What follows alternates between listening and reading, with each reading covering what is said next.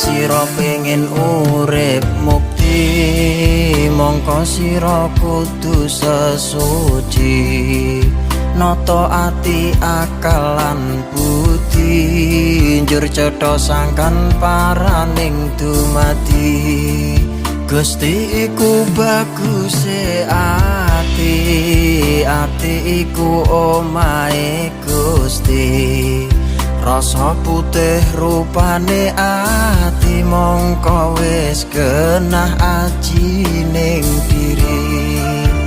La ilaha illallah, la ilaha illallah, la ilaha illallah, Muhammadur Rasulullah.